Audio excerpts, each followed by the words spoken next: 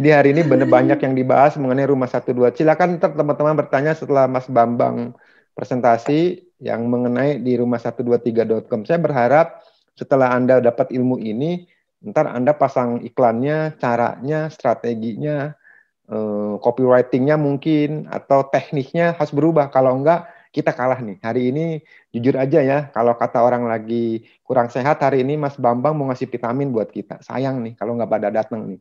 Ini vitamin ini saya sih jujur aja pernah dikasih vitamin juga Mas Bambang. Buat saya tuh semangat, endorfin saya tuh naik, semangat saya naik. Nah hari ini teman-teman seharusnya banyak ilmu yang akan Mas Bambang berikan ke teman-teman. Oke, itu aja mungkin dari saya. Waktu dan tempat saya silakan ke Mas Bambang, dan Mas Bambang saya izin rekod ya. Oke, Thank you. Silakan Mas Bambang. oke, langsung saya mulai aja ya. Perkenalan diri dong, lu mulai Ya, perkenalan dulu. pasti dong Pak, tenang aja. Oke, selamat malam semuanya. Malam. Oke, terima kasih Pak Margo, openingnya luar biasa sekali. Teman-teman juga thank you banget udah bisa ngeluangin waktunya malam ini. Walaupun malam-malam nih ya, teman-teman tetap bisa semangat. Oke, perkenalkan nama aku Bambang Septiadi. Aku di Rumah123.com sebagai Business Development Executive. Sebelumnya aku pernah di Rumah.com dan di Auto.com kayak gitu. Tapi aku di sini bukan mau compare, bukan menjelekkan satu yang lain. Tapi kita belajar bareng-bareng aja. Aku semoga aja nanti selama beberapa waktu ke depan aku bisa ngebantu teman-teman dan teman-teman bisa dapat hasil juga dan kedepannya bisa lebih bagus juga untuk pasang iklannya. Gitu. Nah, aku langsung share screen aja ya. Share screen-nya aja ya. Udah dikasih co-host belum si Mas Bambang? Udah okay. Pak. Oke. Silakan. Sip. Kelihatan semuanya ya? Kelihatan. Iya, kelihatan. Oke, kelihatan ya. Buat kesempatan kali ini kita bahas topiknya itu dikasih sama Pak Margo juga. Itu adalah bagaimana menjadi produktif menggunakan tool digital marketing kayak gitu. Nah, kita langsung mulai aja. Sebelum teman-teman tahu apa sih menjadi produktif itu sebenarnya apa sih? Nah, menjadi produktif itu bukan berarti harus jualan setiap bulan, harus jualan yang banyak kayak gitu. Itu baru namanya produktif. Enggak juga. Menjadi produktif simpelnya adalah teman-teman bisa tahu medannya teman-teman dan mendapatkan keuntungan yang maksimal dari medan pasarnya teman-teman kayak gitu. Jadi intinya teman-teman bisa tahu berapa banyak sih keuntungan yang teman-teman bisa dapetin di wilayahnya teman-teman. Di kasus ini berarti area Jakarta Pusat ataupun area yang teman-teman handle masing-masing. Kayak gitu. Nah, selama beberapa menit ke depan yang aku bahas itu ada 3 topik besar. Pertama itu aku share mengenai bagaimana kondisi digital marketing saat ini. Terus kemudian yang kedua, bagaimana pasar properti saat ini dilihat dari sudut pandang orang ketiga gitu ya. Kalau teman-teman kan sebagai pelaku utamanya, tapi di sini aku sebagai pihak ketiga yang melihat kondisi properti saat ini. Terus kemudian bagian ketiga itu aku bakal ngebahas mengenai in-depth listingnya. Bagaimana sih pergerakan listing teman-teman, bagaimana performa iklan teman-teman dari sisi iklan di rumah123.com-nya. Nah, aku lanjut ke bagian pertamanya itu adalah in brief digital marketing. Teman-teman mungkin tahu bahwa saat ini kondisinya wabah COVID sedang banyak kayak gitu. Dan sedikit banyaknya juga mempengaruhi kondisi pertumbuhan ekonomi Indonesia, terutama dari sisi bisnisnya sendiri mempengaruhi pertumbuhan properti atau bisnis propertinya teman-teman kayak gitu. Dan cukup banyak covernya. Lalu bagaimana sih sebenarnya di kondisi kayak saat ini? Mungkin pengaruh paling besar dari sisi COVID-19 sendiri itu dirasakan di Q pertama COVID-19. Sementara kita sudah ada di Q kedua, di mana seharusnya sudah ada recovery, harusnya sudah ada perbaikan dari sisi ekonomi. Nah, di sini aku kutip salah satu artikel dari tagar.id bahwa ketika di kondisi COVID seperti ini, ketika teman-teman sebagai agen properti ataupun developer menggunakan teknologi sebagai alat bantunya dan fokus ke sana, maka seharusnya COVID-19 atau pandemi ini nggak akan terlalu banyak mempengaruhi performa bisnisnya teman-teman sendiri di properti kayak gitu. Jadi ketika teman-teman mulai beralih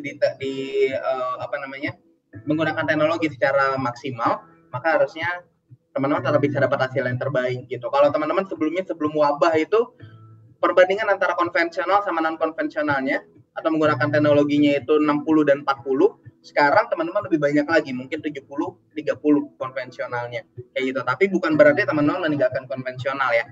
Oke. Nah, di sini aku menunjukkan salah satu research dari Housing Sword. Mereka menanyakan sekitar 70 responden menanyakan bagaimana pandemi ini mempengaruhi mereka untuk membeli properti kayak gitu. Di sini bisa dilihat per Maret 2020 itu awal kuarter kedua pandemi Covid itu mereka ternyata dari 70.000 orang yang ditanyakan 23%-nya mereka memikirkan untuk pindah atau beli rumah baru gitu. Dan sekarang di kuartal kedua mereka sudah ada peningkatan dari 23% jadi 25%. Pertanyaannya sebenarnya besar nggak sih angka ini? Gitu. Kalau kita bicara persentase 1 sampai 100, 25 nggak terlalu besar. Tapi kalau kita bicara persentase secara 70% tadi 70.000 responden tadi 25% ini sangat besar. Artinya kalau misalnya dari 10 aja konsumen yang teman-teman dapat, 4-nya pasti akan beli. Kayak gitu berdasarkan data ini ya. Gitu. Jadi 25% ini sangat besar. Kayak gitu. Dan kemudian dari 25% tadi, mereka bukan hanya bilang, oh ya saya minat beli properti gitu. Tapi mereka sudah banyak juga yang mengambil aksi. Gitu. Mereka sudah mulai mencari-cari. Mereka sudah mulai kontak real estate agent ataupun developer. Kayak gitu. Dan dari data Housing Sword juga, 20% di awal Maret, kemudian di sekarang ini 14% mereka sudah melakukan pembelian propertinya kayak gitu. Dan kemudian bagaimana pandemi ini mempengaruhi mereka gitu. Nah, dari data ini bisa dilihat bahwa ternyata sebelum pandemi mungkin orang-orang kalau mau beli properti itu yang mereka pertimbangkan adalah saya punya pekerjaan tetap atau enggak. Terus kemudian nanti lingkungannya akan berkembang atau enggak, kawasannya akan berkembang atau enggak. Tapi sekarang setelah pandemi, 84% orang mengambil properti itu alasannya karena coronavirus. Pak, kenapa? Kenapa bisa pandemi ini orang malah nyari properti? Kayak gitu. Pertanyaannya gitu loh. Jawabannya adalah justru karena pandemi orang beli properti. Kalau teman-teman lihat bagaimana media ini sangat mempengaruhi pengambilan keputusan seseorang. Teman-teman bisa lihat bahwa secara tidak langsung media membuat mapping kalau teman-teman perhatiin. Ada yang bilang, oh area A itu termasuk zona merah, area B termasuk zona hitam, area C termasuk zona hijau. Di situ secara tidak langsung membuat masyarakat itu berpikir, oh kawasan saya zona merah, saya harus pindah dong ke zona hijau. Oh kawasan saya zona hitam, saya mau pindah dong ke zona yang lebih aman kayak gitu. Sehingga mereka yang tadinya tidak berpikiran untuk beli properti, sekarang berpikiran untuk beli properti. Gitu. Jadi coronavirus ini bukan membuat mereka tidak jadi beli, justru membuat mereka ingin pindah atau ingin beli properti lagi. Kayak gitu. Jadi teman-teman jangan berpikiran karena pandemi pasti sepi, nggak ada orang beli. Kalau teman-teman tidak pasang iklan, pasti teman-teman akan bilang nggak sepi. Tapi kalau dari sisi konsumen, nggak ada yang pasang iklan, konsumen bilang, oh nggak ada yang jual rumah ya. Kayak gitu. Jadi teman-teman jangan berpikiran bahwa pandemi ini menghalangi teman-teman untuk bisa mengembangkan bisnis properti teman-teman ya. Kayak gitu. Dan salah satu tadi poin yang terakhir itu bahwa mereka sekarang mereka yang tadi pengen beli properti itu mereka sudah memanfaatkan media online secara penuh untuk bisa ngebantu mereka mengambil keputusan kayak gitu. Yang sebelumnya mereka keliling-keliling gitu kan survei lokasi, sekarang beberapa dari mereka ada yang takut gitu kan PSBB dan sebagainya atau wilayahnya termasuk zona hitam, zona merah dan sebagainya, mereka lebih memilih menggunakan online services untuk membantu mereka mengambil keputusan kayak gitu. Jadi yang teman-teman perlu ketahui bahwa kalau misalnya teman-teman mau bisa mengembangkan bisnis teman-teman ini di masa pandemi, teman-teman harus manfaatkan secara penuh media online kayak gitu ya. Nah, tadi aku ngebahas di sini aku gambarnya kosong ya, karena aku pengen langsung ngomong aja. Kayak gitu bahwa jadi tadi kesimpulannya coronavirus itu atau pandemi tidak menghalangi masyarakat untuk mengambil keputusan untuk beli properti atau enggak. Justru men-trigger mereka untuk beli properti atau enggak. Sekarang pertanyaannya, Pak, saya ada konsumen tapi mereka menunda beli properti. Kayak gitu. Apakah ini berarti berarti pasar lesu dong Pak? Yang beli yang apa namanya? Yang mereka untuknya jadi belinya itu ternyata konversinya lebih sedikit dari yang diperkirakan. Jawabannya adalah tidak. Mereka untuk menunda beli properti ini alasannya bukan pandemi. Alasan mereka biasanya adalah longgar tidaknya pemerintah untuk ngasih mereka akses kayak gitu. Dalam kasus ini PSBB kayak gitu. Aku ada melakukan riset juga ke beberapa agent di aku nggak di Jakarta ya, aku ambil kawasan di daerah Bogor. Aku tanyakan mereka, biasanya buyer itu menunda pembelian propertinya kenapa sih? Mereka kebanyakan menunggu PSBB selesai, kayak gitu. Nah, artinya di sini adalah teman-teman harus bisa maintain dari masa PSBB tadi sampai masa PSBB sudah mulai longgar gitu, ketika mereka sudah siap untuk membeli propertinya kayak gitu. Di sini dibutuhkan namanya itu maintenance yang nanti aku akan bahas di beberapa slide berikutnya juga. Oke. Nah, ini adalah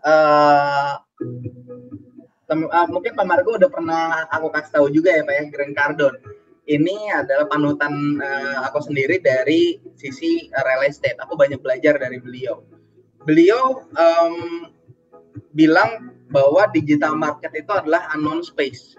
Kita nggak tahu ketika teman-teman menggunakan digital market gitu atau menggunakan digital marketing tools, itu teman-teman nggak tahu apakah yang ngelihat iklan teman-teman itu adalah orang yang punya uang, atau mungkin anak kecil yang nyasar ke website properti, atau mungkin orang yang nggak ada niat tapi cuma ngelihat-lihat doang. Teman-teman nggak tahu. Jadi digital market itu adalah unknown space, dan teman-teman makanya karena teman-teman nggak tahu yang ngelihat itu siapa, teman-teman perlu partner. Nah di sini aku pengen ngebantu teman-teman untuk bisa jadi partnernya teman-teman. Dan poin kedua yang disebutkan Grant Cardone adalah di digital market ini banyak sekali noise. Kalau teman-teman perhatiin, kalau misalnya sebelum pandemi itu banyak yang bilang misalnya market sedang lesu misalnya, atau setelah pandemi ini misalnya karena pandemi orang-orang menunda beli properti, jangan pasang iklan percuma, orang-orang nggak akan beli.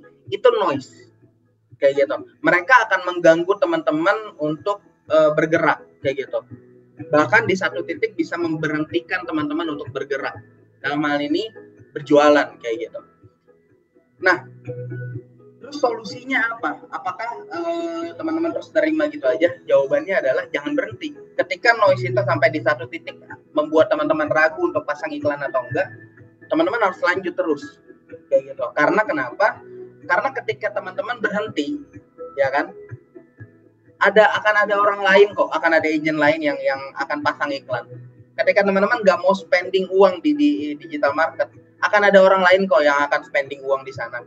Ketika teman-teman nggak mau luangkan waktu untuk memasang iklan, akan ada orang lain kok yang pasang iklan kayak gitu.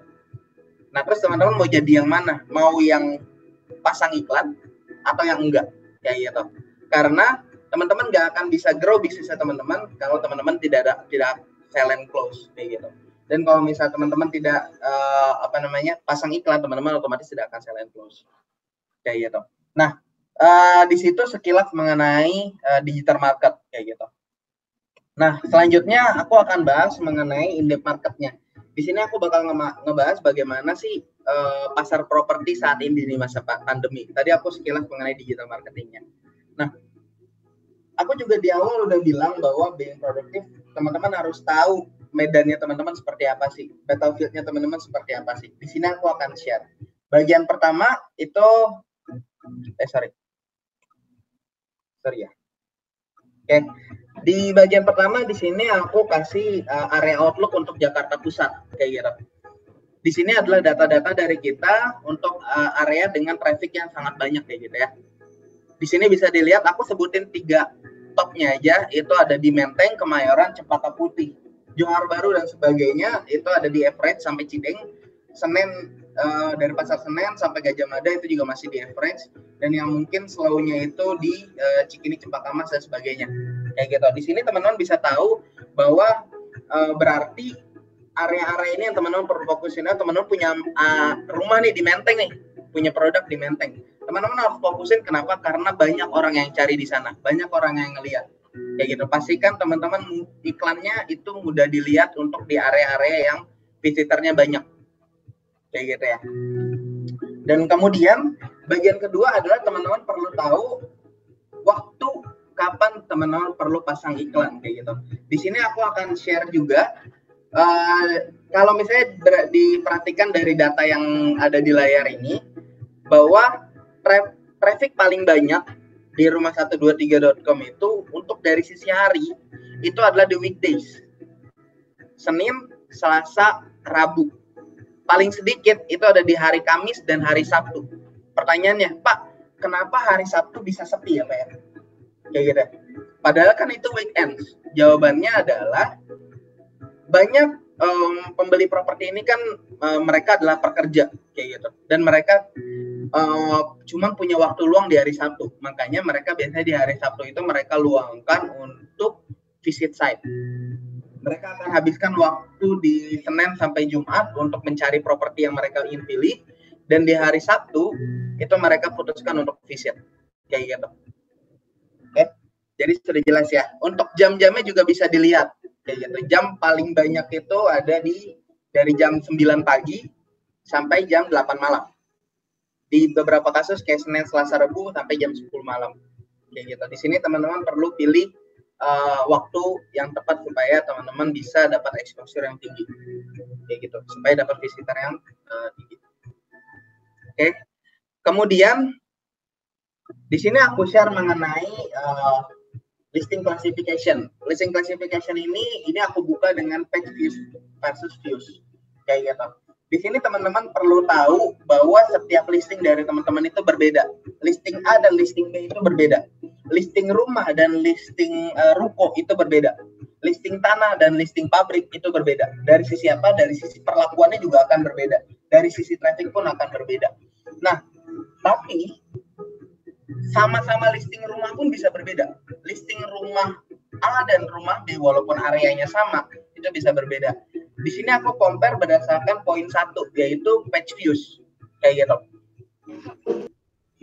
Nah, di sini bisa dilihat di grafik ini aku kasih tahu di setiap halaman listing yang dapat views itu berapa banyak dan berapa banyak orang views dari satu halaman tersebut kayak gitu.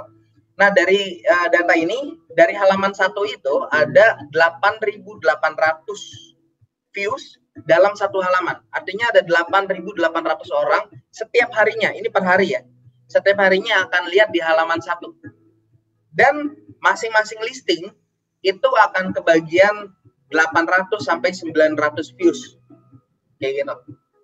Nah, terus kemudian di halaman kedua mulai menurun di angka 5.600. Di halaman ketiga menurun di angka 2.700. Halaman keempat dan sebagainya akan mulai stabil di angka 2.500-an kayak gitu, dan akan mulai turun di halaman 6, 7 dan seterusnya kayak gitu. Nah, di sini kesimpulan pertama bahwa halaman terbaik untuk listing itu berada di halaman 1 dan 2 kayak gitu. Dan di halaman ketiga itu masing-masing tadi di halaman 1 dan kedua itu trafficnya akan tinggi. Masing-masing listing akan dapat 800 sampai 900 views, dan di halaman ketiga itu akan rata masing-masing listing average-nya itu di 100 views. Kayak gitu ya. Terus kemudian ini listing classification kedua, itu adalah listing populer dan non populer. Gitu ya. Di sini aku ambil beberapa contoh listing yang ada di halaman 1, hanya di halaman 1. Oke. Di sini aku pengen ngasih tahu bahwa setiap listing mungkin punya visitor yang berbeda. Kayak gitu.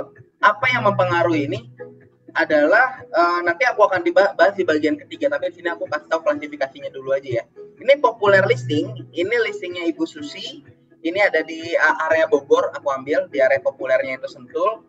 Di halaman pertama, listingnya Ibu Susi selama 1 bulan itu dapat 1.388 dengan 58 visit per day. Sorry, aku perbaikin sebelumnya yang data sebelumnya ini average listing per bulan ya. Sorry, aku perbaikin. Oke. Oke, di sini ya. Untuk populer listingnya Bu Susi per hari itu dapat 58 visit per hari. Kayak gitu ya. Dan listingnya Bu Susi ada di halaman 1 dan 2. Listingnya tayang selama 24 hari. Kayak gitu. Pak, seberapa bagus sih datanya Bu Susi ini. 58 visit per hari itu sangat bagus. Kalau kita ambil rata-rata aja 10% aja yang telepon, berarti ada sekitar 5-6 orang yang telepon per hari untuk satu listing. Ya, untuk satu listing 5-6 orang telepon per hari, maka kemungkinan untuk rumah ini laku akan semakin besar. Kayak gitu ya. Nah, di sini aku kasih tahu listing kedua. Ya, listing dari Pak Toyo nih. Tayangnya sudah 25 hari. Listingnya ada di halaman 1 dan halaman 2 juga, listingnya Pak Toyo ini. Ya. Tapi pengunjungnya selama 25 hari itu baru 121. Artinya per hari cuma ada 4 orang yang visit. Kayak gitu. Nah, di sini bisa ketahuan bahwa listingnya Bu Susi tadi populer dan listingnya Pak Toyo itu kurang populer. Oke. Dari sisi apa? Dari sisi visitor. Aku bakal ngebahas nanti alasannya di akhir-akhir ya. Ketika kita ngebahas detail mengenai listing. Di sini teman-teman, aku cuma pengen share supaya teman-teman bisa tahu bahwa listing itu ada yang populer, ada yang non populer. Oke. Kalau misalnya ditanya, Pak, ini harganya 5M, Pak. Yang tadi harganya Bu Susi 800 juta. Oke. Itu nggak pengaruh. Aku kebetulan aja ngambilnya listingnya Bu Susi gitu. Kebetulan aku udah masukin di sini. Sebelumnya juga aku ada listing 3M, visitornya ada 1.300-an juga sama gitu. Teman-teman boleh perhatiin sih. Teman-teman boleh coba cek sendiri di areanya teman-teman, masing-masing listing itu dapat kebagian berapa visitor. Kayak gitu. Oke. Nah, tadi teman-teman udah tahu mengenai listing populer dan non populer kayak gitu. Dan bagian selanjutnya aku pengen ngebahas mengenai market. Ini data yang kita ambil dari bagaimana behavior konsumen ketika mencari properti ya. Berapa banyak yang diklik sama mereka. Di sini bisa dilihat bahwa dari trafficnya rumah123.com sendiri, 21% mereka kebanyakan akan klik di rumah harga 500 sampai 1M. Kayak gitu. Pak, berarti listing di atas itu susah dong Pak kejual? Enggak. Bahwa di sini bisa dilihat listing 1 sampai 2M 18% orang yang klik itu listing. Kayak gitu. Jadi masih bagus. Kemudian yang listing ketiga, yang urutan ketiga itu range harga 2 sampai 5M. Di angka 18% juga. Kayak gitu. Pak, kenapa bisa seperti ini? Kalau teman-teman perhatiin di dunia digital, di digital market ini, masyarakat tuh udah gampang banget bisa tahu informasi. Begitu juga masyarakatnya yang sudah teredukasi, mereka tahu bahwa harga rumah itu pasti mengikuti kualitas pasti ikutin harga kayak gitu. Nah, jadi mereka yang pengen rumah di Jakarta, mereka tahu ya bahwa harganya nggak mungkin ada 100-200 juta di Jakarta kayak gitu. Nah, jadi bukan berarti ketika harga rumah yang teman-teman jual itu tinggi tidak akan ada traffic di rumah123.com. Enggak gitu. Bahwa di sini bisa dilihat angka tersebut untuk range harga tersebut, trafficnya untuk secara persentase sendiri akan masih tinggi. Kayak gitu. Nah, itu untuk pasarnya secara umum. Sekarang aku bakal ngebahas mengenai ads-nya itu lebih dalam lagi. Kayak gitu. Kalau dari kesimpulan sebelumnya kan, kalau misalnya kita bicara, oh Pak, berarti trafficnya rumah123.com tinggi dong Pak. Harusnya saya dapat hasil yang lebih baik dong Pak. Pak, kenapa saya hasilnya tidak seperti yang Bapak bilang ya Pak ya? Nah, di sini aku akan bahas kayak gitu. Oke, pertama aku kasih tahu mengenai consumer behavior. Ya. Apa sih yang konsumen cari ketika mereka mau beli properti? Di sini adalah urut-urutannya. Pertama, lokasi. Kedua, keamanan lingkungan. Ketiga, akses menuju transportasi publik. Fasilitas sekitar, baru harga per meter persegi. Dan poin berikutnya adalah dekat transportasi massal. Ini perlu dilingkari juga ya, dekat transportasi massal. Kalau secara lokasi, otomatis mereka yang paling awal mereka cari adalah lokasi. Kemudian keamanan lingkungan, berarti sekarang konsumen Indonesia banyak yang mencari mereka rumah-rumah klaster, atau setidaknya kalau di Jakarta itu townhouse ya, yang paling tidak punya keamanan gitu. Atau intinya mereka sekarang memperhatikan lingkungan itu aman atau enggak sih, kayak gitu. Nah, poinnya apa sih Pak? Bapak kasih tahu poin-poin ini. Poinnya adalah masyarakat atau konsumen tuh sekarang nyarinya berdasarkan ini loh. Nah, teman-teman masukin nggak poin-poin ini ke dalam listingnya teman-teman? Masukin nggak ke deskripsinya teman-teman? kayak gitu. Nah, ini menentukan apakah listingnya teman-teman itu mudah dipilih atau mudah dicari. Ya, kalau teman-teman nulis deskripsi cuman dijual rumah di Menteng, luas tanah sekian, luas bangunan sekian, kasih foto 1 atau 2 kayak gitu. Terus ditayangkan berharap yang lihat ada ribuan. Nggak bisa kayak gitu. Sekarang konsumennya mereka sudah nyari berdasarkan spesifik kebutuhan mereka. Kalau teman-teman nggak masukin poin-poin ini ke dalam deskripsinya teman-teman akan lost opportunity di sana. Pak, saya pengen bikin konsumen penasaran, makanya saya nggak mau taruh banyak informasi ke dalam listingan saya. Sekarang informasi itu mudah didapetin. Kalau teman-teman nggak masukin informasi ini ke dalam listingnya teman-teman, konsumen itu akan dapat informasi yang sama dari agent lain. Akan ada agent lain yang ngasih tahu informasi mengenai properti teman-teman. Kecuali listing teman-teman eksklusif ya. Tapi kalau kita bicara open listing, teman-teman nggak masukin ini, informasi-informasi yang ada di dalam listingnya teman-teman, maka teman-teman akan lost opportunity karena si konsumen itu akan dapat informasi dari agent lain. Tapi minusnya dari teman-teman adalah mereka nggak akan dapat trust dari teman-teman. Kenapa? Karena mereka dapat trust dari agent lain yang ngasih informasi detail mengenai propertinya. Pak, kalau kayak gitu nanti orang agent nggak penasaran, ujung-ujungnya nggak telepon. Kayak gitu. Teman-teman nggak perlu takut. Bukan berarti di sini aku kasih tahu informasinya, teman-teman masukin semuanya, panjang gitu deskripsinya, nggak juga. Teman-teman cukup masukin secukupnya, buat value-nya sesuai dengan harga. Nah, di sini aku nyebut soal value ya. Oke, sorry. Aku nyebut soal value. Kayak gitu. Apa sih itu value? Si konsumen, dia akan beli propertinya teman-teman ketika mereka sudah nilai value-nya lebih tinggi daripada harga. Aku ambil contoh, ada orang mau beli handphone. Misalnya aku mau beli handphone nih. Aku datang ke counter, terus kemudian aku cari handphone gitu. Aku punya uang 7 juta. Aku lihat handphonenya harganya 7 juta. Aku beli kayak gitu. Artinya apa? Aku lebih sayang handphone itu daripada uang 7 juta aku pegang. Kenapa? Karena menurut aku value handphone itu lebih dari 7 juta. Kayak gitu. Begitu juga teman-teman ketika pasang iklan, buat iklannya teman-teman itu dari sisi informasinya ataupun dari fotonya lebih berharga daripada harga yang teman-teman tawarkan untuk rumah tersebut. Kayak gitu. Sehingga konsumen yakin untuk beli rumahnya teman-teman. Yang jadi pertanyaan, seberapa cukup sih informasi itu? Kayak gitu. Seberapa sih yang dikatakan cukup? Nggak ada yang tahu. Nggak ada yang tahu. Yang teman-teman harus lakukan adalah trial and error.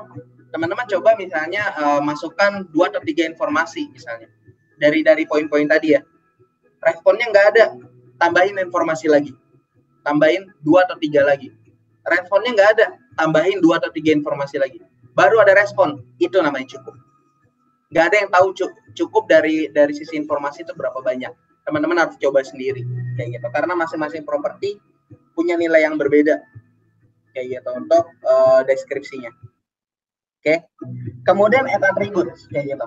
Di sini aku ngasih tahu apa sih yang menentukan listing teman-teman diklik atau enggak.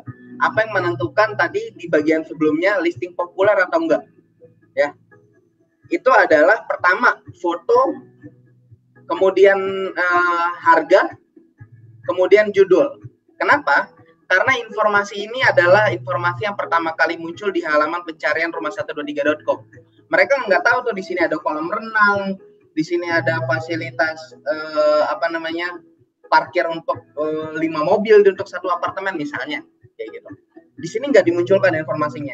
Informasi yang mereka dapat hanya fotonya seperti ini, judul propertinya seperti ini, harganya seperti ini, atau spesifikasi kayak luas bangunan dan kamar tidur dan kamar mandinya, kayak gitu. Mereka menilai untuk klik ini listing atau enggak berdasarkan informasi itu aja. Ya, kalau di awal untuk poin-poin tadi teman-teman nggak bisa bikin menarik, maka jangan berharap listing teman-teman akan diklik sama si konsumen. Makanya pastikan foto yang teman-teman munculkan di awal, di halaman depan, di bagian depan, itu adalah foto yang menarik. Entah itu dari tampilan depan rumah atau bagian terbaik dari properti yang teman-teman jual. Gitu. Misalnya halaman depannya, halaman depannya luas. Kasih foto dari halaman depan sampai memperlihatkan rumahnya itu. kayak gitu. Ya, intinya buat menarik untuk tiga poin tadi, dari foto, dari harga, kemudian dari judulnya, kayak gitu ya. Oke. Terus kemudian listing treatment. Jadi teman-teman udah tahu bahwa ada listing yang populer, ada listing yang tidak populer. Ya, Pak. Terus bagaimana treatmentnya di rumah123.com, apa harus disamakan? Jawabannya enggak. Ya, teman-teman nggak bisa sama ratakan treatment teman-teman atau perlakuan teman-teman terhadap iklannya teman-teman sama semua listing, kayak gitu ya. Oke. Nah, di sini aku bagi nih dua. Ya, bagaimana treatment ke populer listing, bagaimana treatment ke non populer listing. Oke. Kita masuk ke populer listing dulu ya. Pertama, popular listing, teman-teman yang perlu lakukan untuk itu listing terjual adalah increase exposure aja. Perbanyakin yang visit, perbanyakin yang telepon, maka listing itu akan cepat terjual. Oke. Di poin ini yang aku maksud adalah pastikan iklannya teman-teman ada di halaman 1 dan halaman 2 yang paling banyak visitornya. Baru listing teman-teman akan cepat terjual. Oke. Terus kemudian popular listing ini akan jadi broadcast material yang bagus. Oke. Jadi setiap kali teman-teman dapat listing di rumah123.com, misalnya responnya banyak nih dibandingkan listing lain, pastikan itu listing jadi statusnya teman-teman. Ya. Pastikan listing itu menjadi status WhatsApp, status Facebook, status Instagram, atau apapun itu. Teman-teman harus share sebanyak-banyaknya. Kayak gitu. Terus kemudian ketiga, masih lanjutan tadi, kenapa ini harus jadi broadcast material? Karena ini akan jadi personal brandingnya teman-teman. Buat apa? Jadi nanti konsumen atau database teman-teman tahu, oh ternyata Pak Margo punya listing yang bagus ya, punya banyak listing yang bagus. Kenapa? Karena broadcastnya aja bagus, listing ini menarik. Kayak gitu. Ya, jangan teman-teman listing yang nggak diminatin, terus teman-teman jadi broadcast. Maka brandingnya teman-teman akan turun di situ. Jadi pastikan popular listing akan jadi poin broadcastnya teman-teman di semua sosial media teman-teman ya. Oke. Kemudian poin ketiga, prioritas untuk premium feature. Ya, pastikan listing yang populer ini menggunakan premium feature supaya cepat terjual. Kenapa? Karena secara otomatis ya, iklannya sudah populer, mudah diklik, ya, menarik untuk si konsumen, otomatis ketika menggunakan premium features akan berkali-kali lipat respon yang didapat. Gitu. Kemudian poin keempat, ini opsional ya. Ini aku hanya saran aja sebagai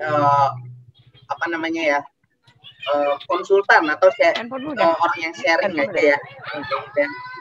Poin keempat adalah always on, even when sold.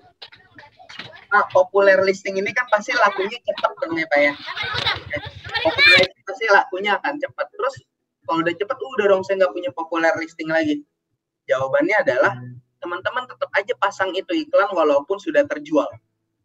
Ya, teman-teman tetap tayangkan iklannya walaupun sudah terjual. Kenapa? Karena itu mengenerate leads yang banyak, mengenerate telepon yang banyak. Nanti kalau ditanya sama konsumennya gimana, tinggal kasih tahu barusan terjual. Teman-teman di situ teman-teman bisa tawarkan listing lain yang teman-teman jual juga, kayak gitu ya. Ya, jadi bukan berarti nanti berarti ngebawain konsumen, enggak juga. Ini anggap aja sebagai umpan bagus lah, umpan manis kayak gitu ya. Teman-teman bisa pakai konsumen-konsumen yang dari popular listing yang sudah terjual tadi untuk bisa teman-teman tawarkan listing lain yang teman-teman punya, kayak gitu. Itu 4 poin untuk popular listing. Poin keempat ini opsional. Aku takutnya mungkin ada kebijakan-kebijakan dari kantor yang melarang untuk menayangkan listing terjual. Aku nggak tahu, tapi ini opsional. Oke. Bagian berikutnya adalah untuk non popular listing. Pak, kalau non popular listing berarti nggak layak dong untuk diiklankan. Enggak. Non popular listing juga layak untuk diiklankan, cuma treatmentnya aja berbeda. Kayak gitu. Di sini aku bikin 4 poin juga sama. Poin pertama adalah supaya ini listingnya cepat terjual, bagian pertama otomatis memanfaatkan leads atau konsumen-konsumen dari popular listing tadi. Kan popular listing banyak tuh konsumennya ya, banyak yang telepon. Tapi kan rumahnya cuma satu, yang telepon banyak nih. Nah, database tadi yang tanyain teman-teman, itu teman-teman bisa alokasikan untuk listing yang non populer. Sorry, aku ngecas dulu sebentar. Aku ambil casan.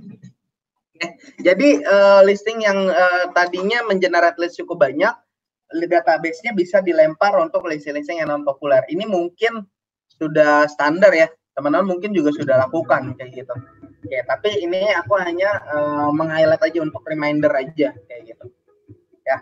Kemudian poin kedua adalah occasional feature.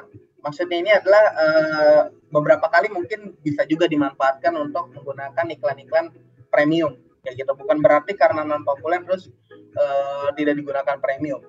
Boleh dipasang tapi nggak usah sering-sering juga kayak gitu. Tetap fokusnya ke popular listing. Oke. Untuk yang listing non populer, kenapa perlu beberapa kali juga dipasangkan premium? Itu untuk melihat pasar. Tadi kan teman-teman misalnya udah rubah tuh deskripsinya, ya kan? Tadi informasinya misalnya keamanan lingkungannya nggak dimasukin, misalnya padahal dia misalnya anggaplah dekat transportasi publik deh. Misalnya rumahnya dekat stasiun, tapi teman-teman nggak masukin. Makanya responnya sedikit. Terus sekarang teman-teman rubah nih, dimasukin sekarang informasinya. Nah, untuk teman-teman bisa ngetes pasarnya akan efeknya bagus atau enggak, mungkin teman-teman perlu pasang feature.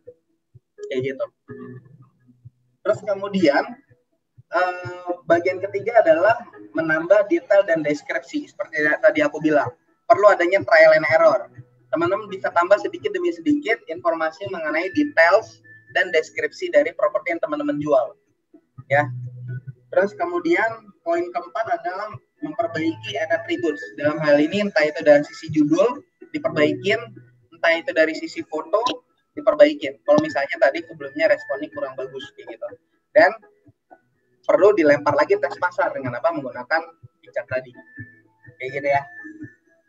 Nah, berikutnya adalah regular listing. Pak, berarti tadi Bapak bilang kan premium feature, berarti listing reguler nggak akan ada hasilnya dong, nggak juga kayak gitu. Teman-teman tetap bisa bersaing di listing reguler. Strateginya aku akan kasih tahu nih nanti. Oke. Pertama, teman-teman perlu tahu dulu bahwa poin pertama di rumah123.com itu tidak ada manual sundul ya. Tidak ada sundul manual. Kita sundulnya itu otomatis. Oke, berdasarkan apa? Berdasarkan hari. Oke, jadi di rumah123.com listing itu akan otomatis tersundul setelah 7 hari. Ya, setelah 7 hari dia akan tersundul. Oke. Nah, di sini teman-teman perlu tahu di hari keberapa listing teman-teman akan ada di halaman sekian.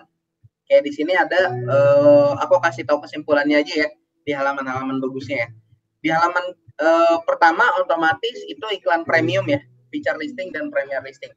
Di halaman kedua itu di rotasi 1 atau yang umurnya itu umur 1 hari. Di halaman ketiga itu rotasi 1 juga di umur 2 hari. Oke. Terus di halaman keempat itu 4 hari, di halaman kelima itu 7 hari. Oke. Pak, kan halaman rumah123.com bukan cuma 1 sampai 5, ada banyak gitu kan. Terus bagaimana yang lainnya? Itu ketika teman-teman listingnya itu tidak diupdate, dari dalam hal ini misalnya teman-teman tidak update deskripsi dan sebagainya, maka listing teman-teman akan kelempar di halaman yang lebih jauh lagi. Kayak gitu. Tapi kalau teman-teman rajin untuk update, maintain iklannya, itu dia akan ada di halaman 1 sampai 5. Gitu. Oke ya. Oke, Pak, saya mau compete nih Pak dengan listing-listing reguler.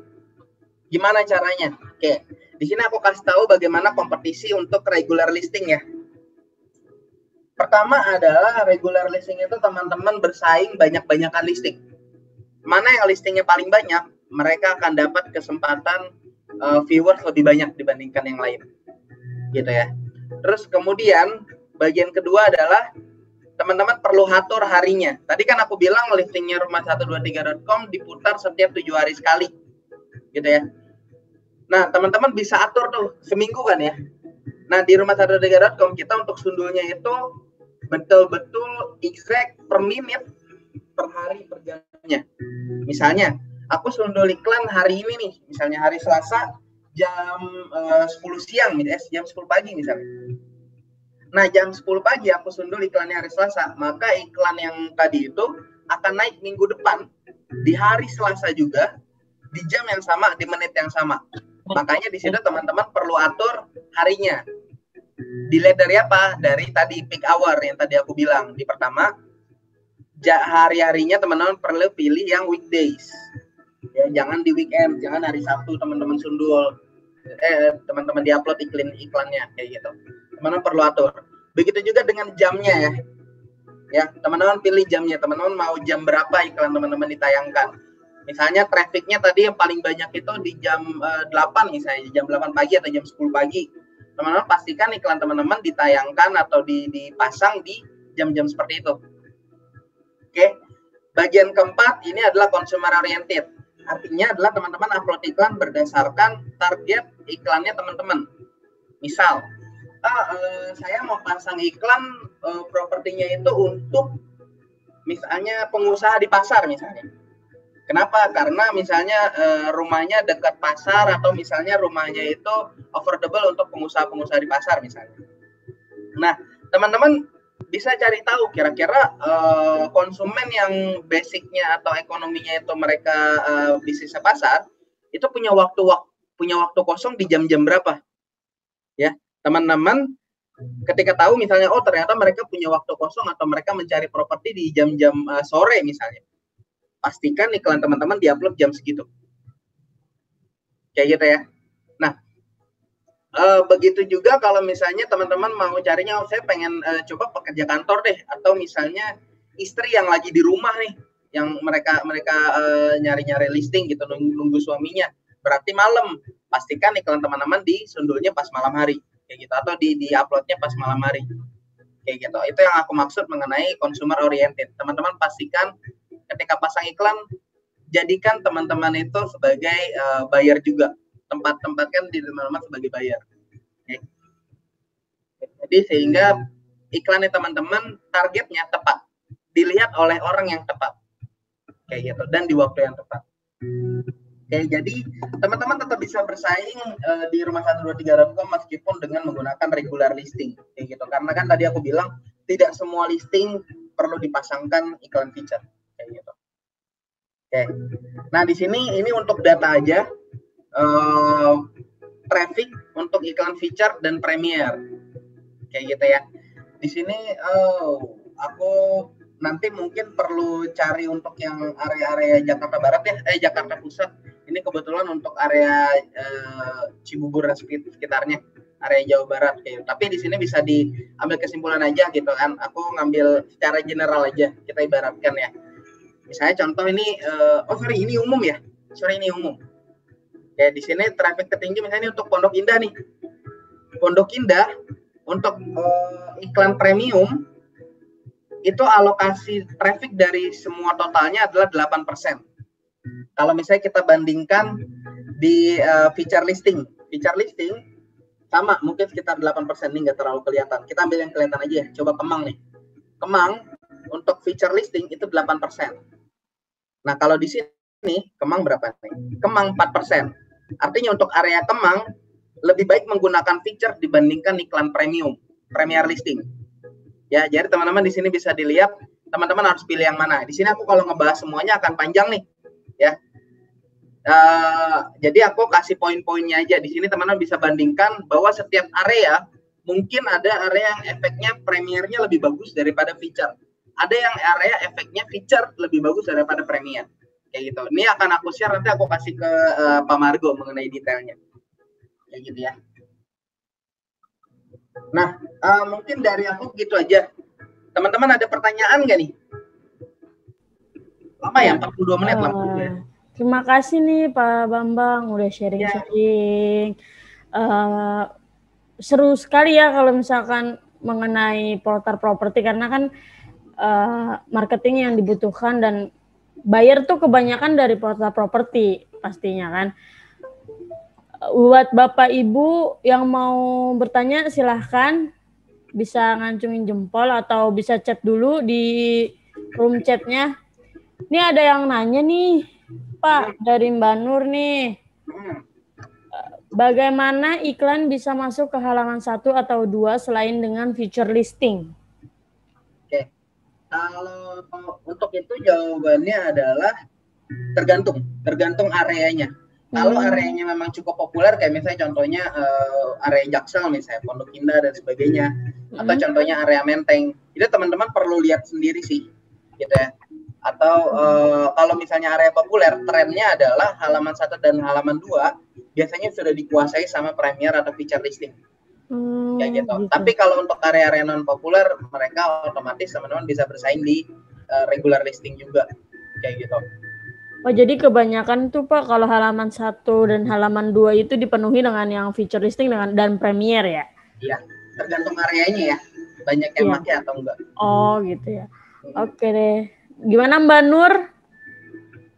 Mbak Nur, mana Mbak Nur nih? Oh, hilang ternyata orangnya. Oke, Pak Dadan katanya mau nanya nih. Pak Dadan, silakan Pak Dadan. Dibuka aja mic-nya boleh. Assalamualaikum Pak Bambang. Waalaikumsalam. Ini saya mau nanya, kan kebetulan saya baru ya. Nah, kaitan dengan upload terus listing dimasukkan ke portal, saya masih pengen tahu banyak tentang mesh upload ya. Oke. Mesh upload. Nah itu gimana, kan mungkin saya juga baru utak-utik tapi belum sampai detail, mungkin bisa di share ke kita mungkin kaitan dengan mesh upload itu biar, atau apakah dari rumah12.com misalkan membuka akses, misalkan kita sudah buka di portal lain nih, bisa copy paste kayak gitu, gimana tuh Pak? Mohon pencerahannya Pak. Oke, ya terima kasih Pak Dadan ya. Oke, jadi untuk mesh upload ini rumah123.com menyediakan fitur untuk mesh upload dalam bentuk file Excel. Jadi nanti kalau misalnya Pak Dadan punya database nih dalam bentuk Excel, itu nanti bisa disesuaikan sama format Excel-nya kita. Bisa Pak Dadan copy paste saja, nanti tinggal diupload ke adminnya rumah.com, rumah123.com, admin rumah123.com, nanti akan otomatis terupload kayak gitu. Nanti mungkin kalau secara teknisnya harus coba langsung, nanti saya bisa kasih tahu kepada Dadan langsung kok gitu. Kalau berkenan sih ada tutorialnya yang diberikan kepada kami, jadi mungkin mempermudah kami untuk belajar ya. Karena mungkin dari panduan yang dilihat dari tutorial yang di rumah123.com itu hanya panduan kata-kata ya. Mungkin ada video atau link YouTube yang bisa mengarahkan kami untuk bisa mesh upload gitu Mbak. Gitu Pak. Nah, nanti ini aja, kalau paling gampangnya sendiri Pak Dadan ya, kalau mau coba langsung, itu Pak Dadan tinggal masuk aja ke dashboardnya Pak Dadan sendiri, di browser ya, jangan di handphone. Nanti di samping foto itu nanti ada tombol mesh upload. Nanti Pak Dadan ketika klik tombolnya akan diarahkan untuk download file Excel. Nanti Pak Dadan tinggal isi sesuai format yang ada di Excel itu. Kayak gitu, nanti akan otomatis dibantu di upload di rumah123.com secara langsung. Gitu. Oke, makasih Pak Bambang. Pak Dadan ya. Iya. Terima kasih Pak Dadan sudah tanya. Ada lagi yang ingin bertanya? Itu share screen-nya bisa ditutup nggak ya Pak Bambang? Oh ya, sorry. Muter-muter ini. sorry. Oke. Oke, ada lagi yang mau bertanya? Mungkin Ibu Debbie mau nanya. Mana nih, Debbie? Debbie mau nanya nggak? Silakan, Debbie. Pak Bambang mau tanya, kalau misalnya kayak Premier listing itu, kira-kira berapa efektif sih? Oke. Kalau yang pengalaman yang udah-udah gitu. Kalau efektivitas Premier listing yang aku bisa kasih tahu tadi hanya berdasarkan data aja. Tapi kalau masing-masing listingnya, misalnya Bu Debbie nih mau pasang iklan Premier listing, efeknya bagus atau enggak? Kalau saran aku, jangan coba-coba kalau buat Premier listing. Pastikan bahwa iklan Premier listing itu yang iklannya Bu Debbie yang memang tidak ada rating banyak aja, kayak gitu. Karena Premier Listing kan pertama biayanya cukup mahal gitu kan ya. Nah, jadi kalau misalnya Bu Debi asal pasang iklannya Premier Listing, apa namanya ya, akan rugi juga gitu. Kalau misalnya asal coba pasang, yang penting pasang Premier Listing pasti trafficnya akan bagus, enggak kayak gitu juga. Kalau saran aku, pastiin iklannya udah banyak respon dulu secara reguler, baru Bu Debi pasang iklan Premier kayak gitu. Oh, soalnya pernah pasang iklan Premier gitu yang like, maksudnya yang lihat banyak cuma kok responnya dikit gitu. Maksudnya yang nelfon. Iya, gitu. Paling ya kembali lagi ke kalau misalnya tadi kan kalau misalnya ngelihat banyak berarti fotonya Bu Debi menarik nih, judulnya Bu Debi menarik. Tapi untuk yang menentukan si konsumen itu telepon atau enggak itu adalah pertama sisa fotonya Bu Debi, ya kan? Jadi kan foto itu kan bukan satu atau dua ya, fotonya ada banyak. Nah, konsumen akan menilai ini harga rumahnya berapa, 3M. 3M konsumen akan melihat foto-foto berikutnya, ya kan? Ini worth it nggak nih dihargain 3M, misalnya gitu misal. Terus kalau fotonya udah oke, berarti deskripsinya 2 poin itu aja, deskripsi atau sisa foto yang menentukan iklan Ibu Debi ditelepon atau enggak. Oke, yang mereka nilai, konsumen menilai adalah deskripsi dan sisa fotonya worth it nggak dihargain sesuai dengan harga yang Bu Debi tawarkan. Kayak gitu sih Bu Debi. Semoga Oke, terjawab makasih ya. Ya. Iya, sama-sama. Makasih ya Pak Bambang. Mau nanya nih, mau Pak nanya. Margo mau nanya. Pak Bambang mau nanya nih. Boleh Pak. Bapak tadi bicara mengenai view generator ya untuk Jakarta Outlook, Jakarta Pusat gitu kan. Ntar tolong saya minta juga view generator untuk Outlook Jakarta Timur. Jakarta Timur, oke. Nah, nanti saya minta ke Pak Bambang, saya share juga ke grup. Ini teman-teman yang ada di room sini, lihat di grup materinya Pak Bambang saya udah kasih ya. Tinggal teman-teman lihat tuh ya. Ini ada 2 pertanyaan Pak Bambang ya. Satu mengenai view generator. Kalau kita lihat teman-teman silakan lihat nih, ini ada untuk area Jakarta Pusat ya. Ternyata area Jakarta Pusat itu ternyata yang lihat itu banyaknya Menteng. Kedua Kemayoran, ketiga Cempaka Putih, keempat Johar Baru nih Riki nih, mainan Riki Johar Baru. Ya. Apakah dengan view generator itu menjamin satu wilayah itu banyak pembelinya? Dan masing-masing market kan tadi Pak Bambang juga bicara ya mengenai di sini ternyata banyak permintaannya di angka 500 juta hingga 700 juta gitu kan.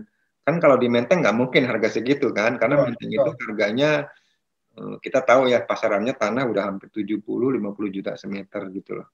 Setelah generat apakah seperti itu untuk wilayah Jakarta Pusat. Jadi kalau kita melihat begini teman-teman, berarti kita kan ada di Cempaka Putih.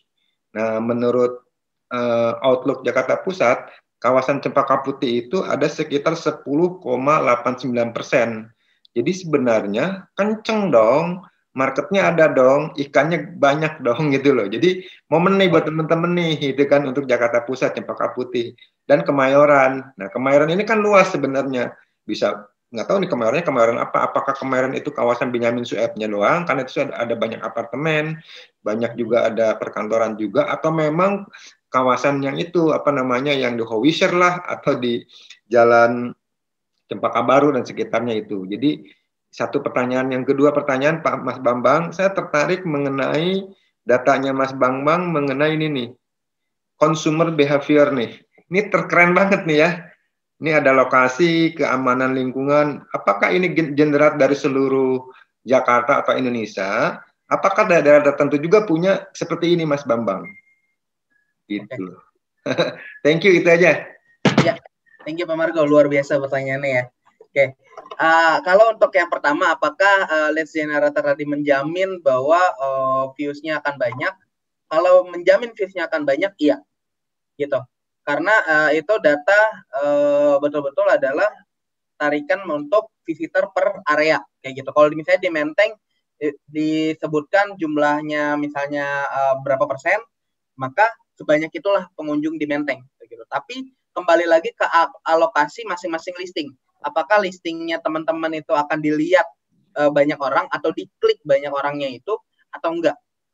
Gitu. Itu yang menentukan tadi kan, kayak foto, kemudian judul dan harga kayak gitu, atau spesifikasi umum kayak luas tanah dan kamar tidur dan kamar mandi kayak gitu. Gitu ya. Jadi kalau secara umumnya trafficnya tinggi akan tinggi. Tapi teman-teman akan kebagian traffic tinggi itu atau enggak tergantung teman-teman sendiri pasang iklan. Apakah cukup menarik atau enggak. Kayak gitu. Itu untuk pertanyaan pertama. Dan untuk pertanyaan kedua tadi, mengenai untuk area ini Pak ya, deskripsi tadi Pak ya, consumer behavior. Nah itu menarik loh, karena lagi sekarang kan gaya orang beli properti kan dijelasin dia berbeda. Nah, apakah ini generat untuk seluruh Indonesia atau Jakarta, atau punya nggak data-data wilayah tertentu seperti Jakarta Pusat atau Jakarta Timur, Mas Bambang? Oke, kalau untuk ini umum Pak, seluruh Indonesia. Kayak gitu. Jadi ini datanya itu didapatkan dari developer yang kerjasama dengan kita. Terus kemudian konsumen-konsumen yang ambil properti mereka itu kita telepon satu persatu. Dan ini developernya sendiri itu bercampur ya. Jadi bukan hanya apartemen, bukan hanya rumah, bukan hanya ruko, kita campur semuanya. Itu kita tanyakan kebutuhan mereka seperti apa kayak gitu. Ternyata jawabannya seperti tadi itu. Kayak gitu. Jadi itu umum seluruh Indonesia. Kenapa developer bukan broker properti yang diteleponin? Karena broker tidak terbuka untuk konsumen ke kita, Pak. Jadi data yang paling mudah kita dapatkan adalah dari developer yang kerjasama juga. Gitu, kecuali teman-teman dari Century dan Prioritas mau share ke kita nih data konsumennya buat kita tanya-tanyain kayak gitu. Tapi kalau untuk sekarang data yang kita peroleh dari developer yang lebih open. Coba Jila kasih kesempatan yang lain bertanya. Ya, teman-teman yang mau tanya boleh? Ya, teman-teman silahkan yang mau tanya bisa chat dulu atau buka mic-nya. Pada kemana nih? Bambang, kenapa Iya, Pak. rumah123.com dibatasin 250 listingan? Oh iya, betul. Ya, saya baru mau nanya, Pak. Ya, silakan Pak Bambang. Langsung jawab ya pertanyaannya gitu ya. Oke. Ya. Kenapa rumah123.com dibatasin 250 listing? Aku ada dua alasan. Oke. Alasan yang buat pembelaan adalah pertama itu buat ngebantu teman-teman sendiri untuk manage listingnya. Kayak gitu. Ketika teman-teman listingnya kita kasih limit bukan berarti teman-teman dibatasin untuk pemasangan iklan yang enggak. Kayak gitu. Itu hanya kita kasih supaya teman-teman bisa lebih mudah maintain iklannya yang sesuai dengan batasan tadi kayak gitu. Dibandingkan teman-teman pasang iklan sampai 1000 gitu kan. Tapi 1000-nya ini kan tadi treatmentnya harus berbeda gitu. Kalau teman-teman sama ratakan, otomatis hasilnya akan kurang juga gitu. Jadi pertama itu untuk mempermudah teman-teman. Poin kedua adalah ini ada satu kasus. Jadi di beberapa area itu ada beberapa agent yang punya listing itu lebih dari 1000, walaupun 1000-nya itu copy listing semua sama, kayak gitu. Nah, efeknya adalah untuk agent-agent lain yang pasang iklannya lebih sedikit, itu hasilnya benar-benar nol, hampir nggak ada sama sekali, kayak gitu. Makanya akhirnya dari pihak rumah123.com itu membuat batasan supaya teman-teman agent itu bisa bersaing secara fair gitu, dan masing-masing agent bisa mendapatkan hasil yang sama, kesempatan untuk bisa dapat hasil yang sama, kayak gitu. Gitu ya, semoga terjawab ya Pak Margo ya. Oke. Ini Pak Riki mau nanya katanya nih, silakan Pak Riki. Iya. Malam Pak Bambang, saya Riki. Malam Pak Riki. Iya. Ini anak baru tidur, baru tenang nih Pak, baru bisa. Tadi disambi-sambi. Iya, nggak apa-apa. Ini Pak mau nanya, kalau misalnya di Instagram itu kan ada main hashtag Pak ya. Kalau kita masukin hashtag ke deskripsi iklan ngaruh nggak Pak di pencarian Google-nya? Oke, kalau untuk ini sebentar, ada Mas Sobri nggak ya? Mas Sobri, halo, Mas Sobri ada nggak ya? Nggak ada ya? Nggak ada Mas Sobri ya? Oke, untuk ini, kalau misalnya secara umum dulu ya, kalau untuk rumah123.com aku belum berani ngejawab, kenapa aku nggak tahu aturan di rumah123.com mengizinkan hashtag atau enggak. Kayak gitu, aku belum tanya sampai segitu. Poin pertama. poin kedua, kalau kita bicara umum, kalau misalnya Pak Riki pasang hashtag, itu di portal-portal lain tidak akan pengaruh. Kayak gitu ya. Yang mempengaruhi itu bukannya hashtag. Yang mempengaruhi itu adalah keyword. Kayak gitu. Jadi dibandingkan hashtag, lebih baik Pak Riki pilih keyword-keyword yang bagus. Saya ambil contoh ya. Misalnya gini, Pak Riki mau pasang hashtag rumah murah misalnya. Rumah murah. Kenapa? Karena menurut Pak Riki, saya pengen nih ketika ada orang cari rumah murah, iklannya Pak Riki di atas. Kayak gitu. Nah, itu kalau menggunakan hashtag, hasilnya akan kurang. Gitu. Yang bagus adalah Pak Riki mengulang kata rumah murah berkali-kali dibandingkan Pak Riki menggunakan hashtag 1. Di deskripsinya ya gitu ya? Iya, karena pengulangan kata itu jauh lebih baik daripada hashtag. Kayak gitu. Kalau misalnya Pak Riki tetap saya pengen mencoba hashtag, boleh coba hashtag. Kayak gitu. Kenapa ada muncul penggunaan hashtag di dalam entah itu deskripsi ataupun judul? Karena ini kembali lagi ke programming komputer kayak gitu. Kalau misalnya kita bicara hashtag bagus nggak Pak? Ada yang lebih bagus daripada hashtag. Itu tanda seru. Kenapa? Karena komputer itu ngebaca urut. Kalau misalnya ada tanda, misalnya gini. Kalau misalnya teman-teman ada di depan laptop sekarang, teman-teman bisa dilihat itu keyboardnya angka 1 di atasnya itu tanda seru. Angka 2 di atasnya alpha keong. Angka 3 itu di atasnya hashtag. Nah, ini berurut. Mana dari di komputer itu yang lebih dulu keluar. Misalnya contoh ada iklan yang judulnya itu tanda seru rumah murah, sama ada iklan yang judulnya hashtag rumah murah, yang muncul duluan adalah yang tanda seru.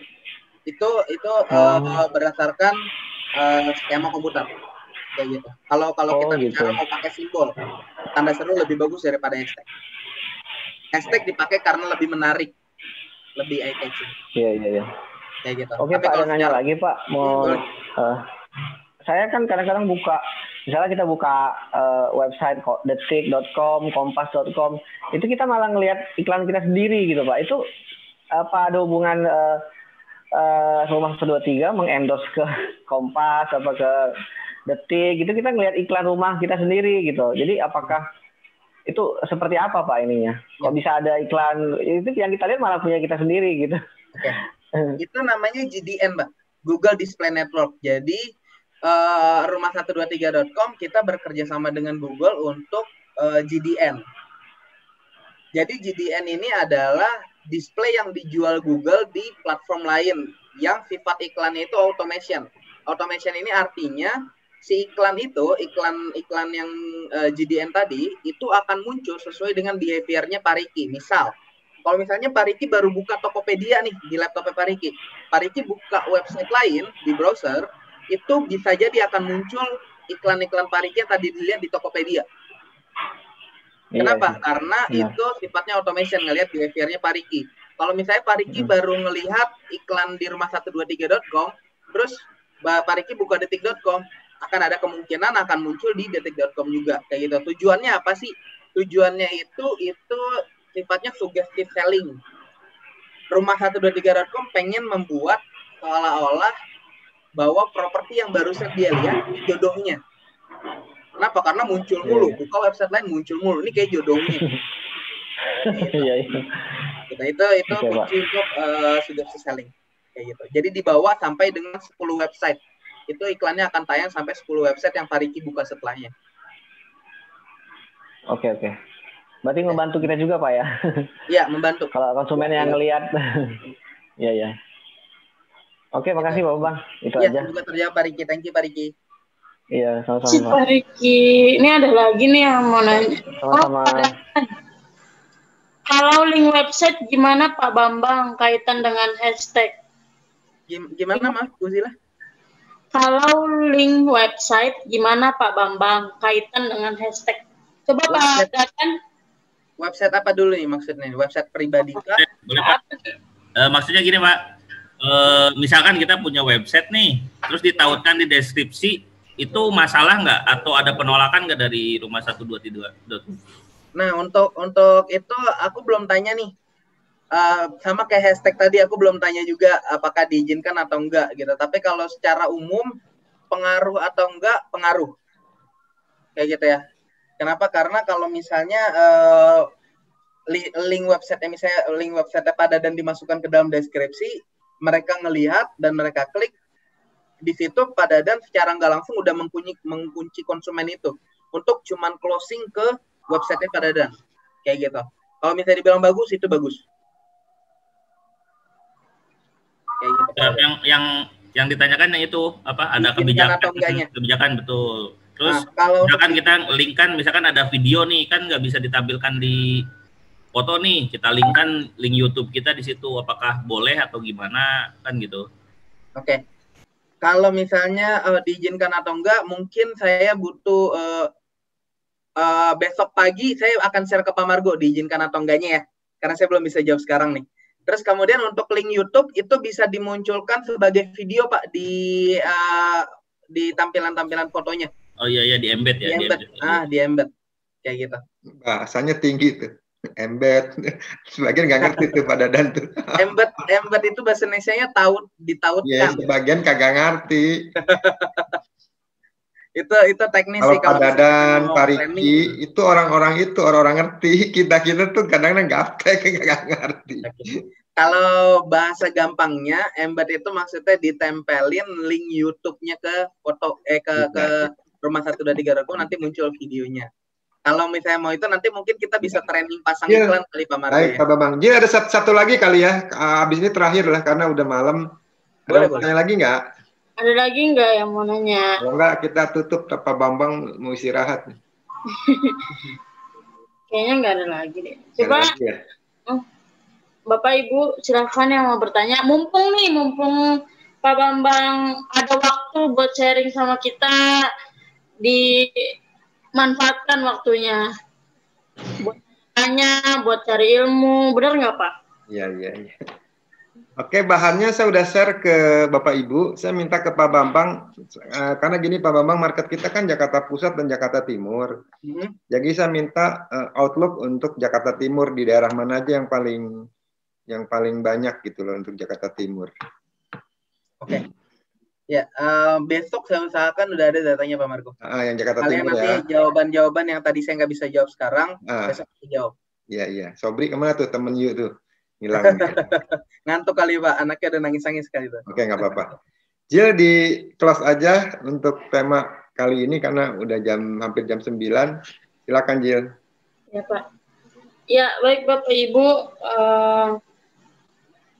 Alhamdulillah kita sudah mengadakan diskusi online ini dengan baik, dan terima kasih buat Pak Bambang nih udah menyediakan waktunya untuk sharing sama kita. Jangan bosan-bosan ya Pak.